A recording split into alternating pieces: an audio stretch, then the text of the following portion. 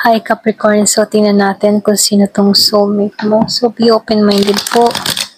Hindi halos lahat makaresonate. So titingnan natin mamaya kung ano yung mga katangian. Give it the message. Sino to yung soulmate mo?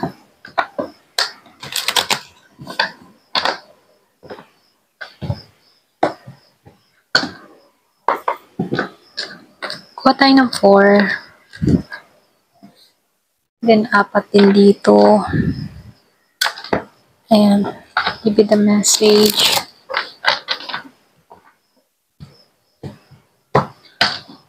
One, two, three, 4. Mas 4 din dito.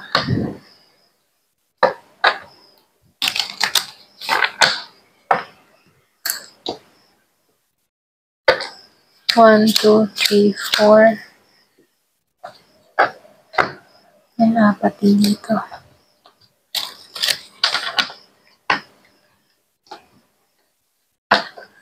One, two, three, 4. Ayan.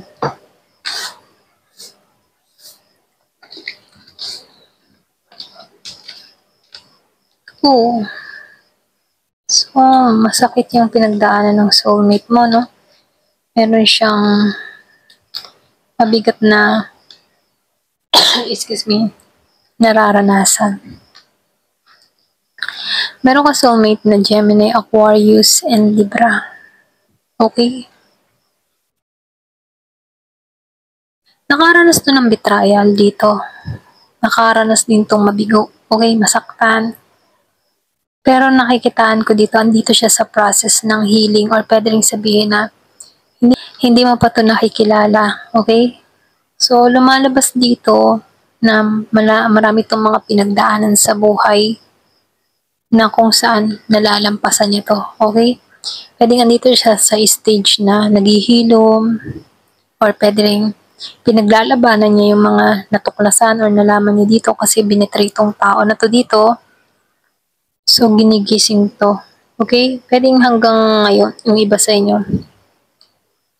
Meron tong hindi pa kayang mapatawad, hindi pa niya kayang pakawalan, ganon. So, lumalabas na meron siyang mabigat na nararanasan, ano. Pwedeng ikaw yung magpabago sa isipan ng tao na pag nakilala ka niya, okay? Pwedeng meron tong makita sa'yo na something kakaiba, okay? So, lumalabas dito, no, marami itong mga pinagdadaanan sa buhay, maraming siyang masakit na karanasan, okay? Meron itong mga kabiguang naranasan. So, ganun yung klase ng soulmate mo dito. Merong masakit na karanasan or nakaraan. Ayan. So, tingnan pa natin, ano. So, ikaw yung hinihiling ng tao na to or pwede rin ikaw humihiling ka dito. Merong woman wish. Blessing. So, pwede ikaw yung maging swerte sa tao na to. Okay? Kung ikaw man yung may mga pinagdaanan, ano, pwede ikaw din yung may mga pinagdaanan dito, naranasan na mabibigat na karanasan. So, meron kang paggising dito, pwedeng iba sa inyo dito kasi stage na naghihi kang mautak or meron ka ditong mga inaayos, okay? So, kung ikaw yung humihiling dito, kasi meron akong nakikitang nahiling na babae. Pero itong hiling mo, merong ipagkakalob na blessing or biyaya sa'yo dito, okay? So, lumalabas na magtatagumpay ka kasi lumalabas dito, kung ikaw man yung nasaktan o nahirapan, pwedeng maging blessing ka sa tao na to or kung siya naman yung nakaranas dito ng kahirapan, pwedeng pareho kayo ng pinagdaanan, ano?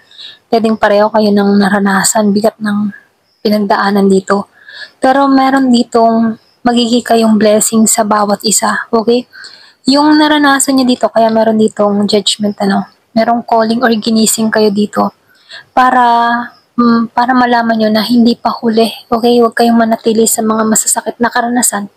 Ito yung magpapatibay sa inyo para paghanda na kayo, pagtatagpuin kayo dito dahil merong humihiling dito.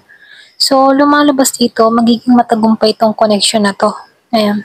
Mag-reward mo to. Itong parating sa buhay mo. Blessing to sa'yo, ipagkakalob to sa'yo. Reward to sa'yo, okay? Ayan, ito na yung mensahe, no? So, malakas na darating sa'yo na Scorpio, Cancer, and Pisces.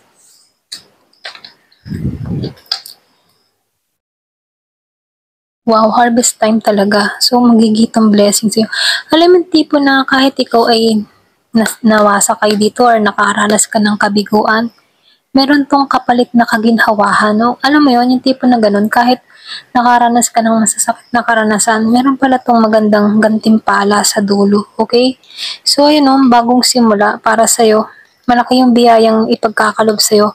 Yung bang tipong masasabi mong super blessed ka at makakalimutan mo yung mga pinagdaanan mo sa nakaraan, kung ikaw man yung may mga masasakit na karanasan or kung itong tao na to meron din siyang matinding karanasan, reflection, okay? Pwedeng siya yung twin flame mo, okay? Pareho kayo ng naranasan, pareho kayo ng pinagdaanan, pero pareho din kayong tumatag at ginising dito, okay? So, lumalabas dito, pareho kayong matalino eh.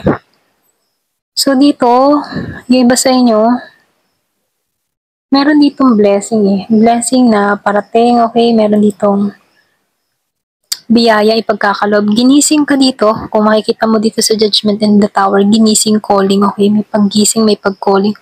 Kung makikita mo dito, tinanggalan ka sa masakit na pangyayari dito, okay? Para matagpuan mo yung trophy or yung success mo dito.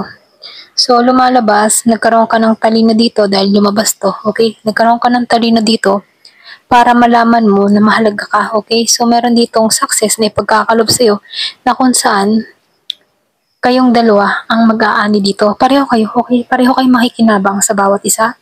Kasi pareho kayong matalino, madiskarte, okay? So, meron ditong distorted feminine, ano? Kumbaga, hinanap mo yung kaliwanagan eh, hinanap mo yung sarili mo. Kung makikita mo dito sa worthiness, dito, no, nakita mo yung halaga mo, okay? Diba sa inyo, natagpuan mo yung halaga mo, natagpuan mo yung kakontentuhan mo. So, compatible yung mararanasan mo, okay? Pareho kayo. Kumbaga, pagtatagpuin kayo dito, pareho kayo ng layunin, pareho kayo ng ninanais. So, lumalabas dito na ibalik mo yung confident mo dito, na ibalik mo yung lakas mo dito, at nabalik mo yung halaga mo, okay, para sa sarili mo. At kapag handa ka na rito, kasi lumabas tong coffin, merong end, okay, may ending na nangyari sa mga masasakit na karanasan sa betrayal na naranasan before, at pumasok to, no, transformation. Dito ka papunta sa transformation na merong pagpapalang naghihintay sa'yo kasi hiling mo to at magtatagumpay ka sa mga kahilingan mo, okay? So, meron itong sacred woman. Kumbaga, nafe-feel ko dito, no, meron itong mababaeng, sabihin natin na madasalin, or pwede ring malapit, okay, or bumangon, or pwede ring sabihin na may pagka-misteryoso, misteryosa, or pwedeng ito yung ma-attract mo. Medyo misteryoso or misteryosa tong tao na to. Okay, malakas yung Aries. Yung iba sa inyo, pwedeng meron kang ma-attract na Aries. Ayan. So, ito lang yung nakikita ko, no? Medyo ano to, kumbaga may pagka-healing yung energy ng tao na to. Okay, kung ikaw may mga pinagdaan, ito yung mga katulong sa'yo para maghilom ka ng tuluyan sa mga karanasan mo. Okay? So, tingnan pa natin dito, no? Give me the message. Ano pa yung insights, ha?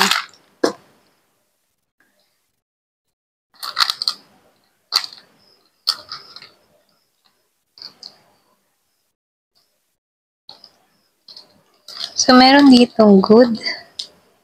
Meron ditong magiging makulay, okay? Magiging makulay na yung love life, magiging maayos na. So, meron ditong true love. O, lumabas to. True love. Kiss, okay? Siya yung tipo ng tao pwedeng mahilig siya magkikiss. Ipagka-playful. Yung baga mahilig magbiro, ganyan. Or mahilig manukso, ganyan. Pagka-pilyo-pilya.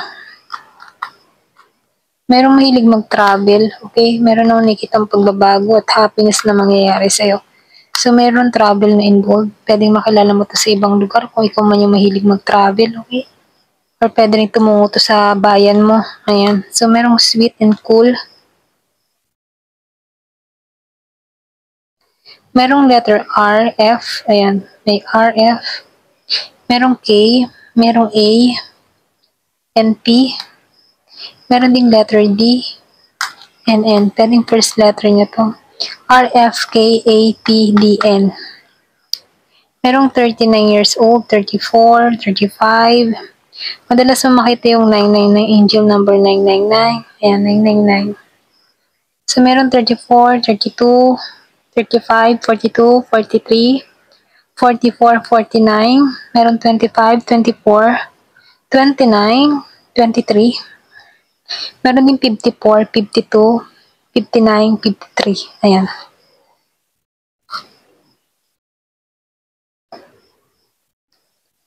So, dito, iba sa yung factory. Pwede nag-work sa factory. Or pwede ikaw nag-work ka sa factory. Foreigner. Meron kang makikilalang foreigner. So, angry. Pwede nga iba sa yung start sa galit-galit muna. Conservative. Pwedeng unang encounter niya, no? Parang magkaaway kayo. So, meron ditong distance. Guwapo. Handsome. Europa. Iba sa niya sa Europe. Pwedeng factory sa Europe kung ikaw man ay nag-work sa Europe, part ng Europe factory. Meron ding mayaman. Okay, mayaman siya dito. Sa park,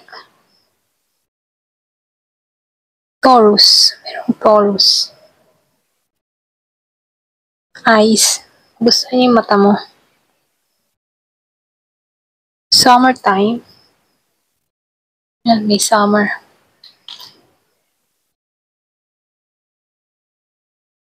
Dating apps. Yung iba sa niya sa dating apps sa makilala. Sa mga Filipino Cupids. Ano pa ba mga dating apps. Ayan, basta. Mga dating apps. Aries, meron siya. Aries siya. Aries. Ayan.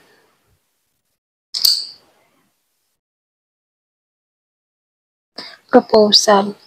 Hindi merong proposal na mangyari. Maganap June, June 4, June 3, June 9, June 5. Pwedeng importante. Meron ding Gemini. Ayan. Ito lang yung mensahe sa'yo. Thank you for watching. Love and peace.